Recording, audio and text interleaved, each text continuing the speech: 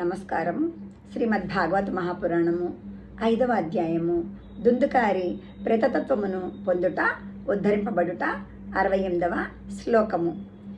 సర్వేషాం పశ్యతాం భేజే విమానం దుందులీసుతః విమానే వైష్ణవాన్ వీక్ష్య గోకర్ణో వాక్యమబ్రవీత్.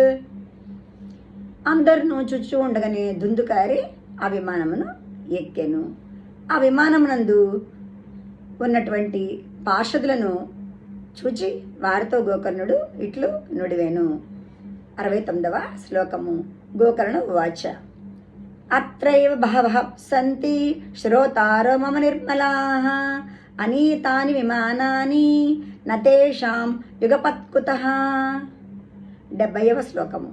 శ్రవణం సమభాగేన సర్వేషామిహ దృశ్యతే ఫలభేదః కుతో జాతః ప్రబ్రువంతు హరిప్రియాః. గోకర్ణుడు అడిగెను, భగవంతునికి ప్రియమైన పార్షదులారా, ఇక్కడ నిర్మల చిత్తములు గల మా శ్రోతలు ఎందరో ఉన్నారు.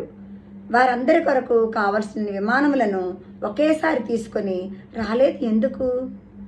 నిజమునకు ఇచ్చడగల వారందరూ సమానముగానే కథాశ్రవణమును చేసిన వారు అన్నమాట, స్పష్టము. కానీ ఫలితమునందు ఈ విధముగు భేదము ఎందుకు కలిగినట్లు ఇది మాకు తెలుపుడు. 71వ శ్లోకము. హరిదాస ఊచుః శ్రవణస్య విభేదేన ఫలభేదోత్ర సంస్థితః శ్రవణంతు కృతం సర్వైః నథత మననం కృతం.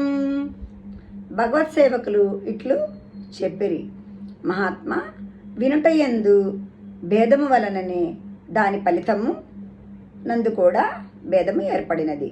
శ్రోతలు అందరూ సమానముగానే విని ఉన్నారు, కానీ వీరందరూ విని దాన్ని ఒకే విధముగా చింతనము అనగా మననము చేయలేదు. కావున అందరూ కలిసి సేవించినప్పటికీ వారికి లభించే ఫలమునందు భేదము కలిగినది. ధన్యవాదములు.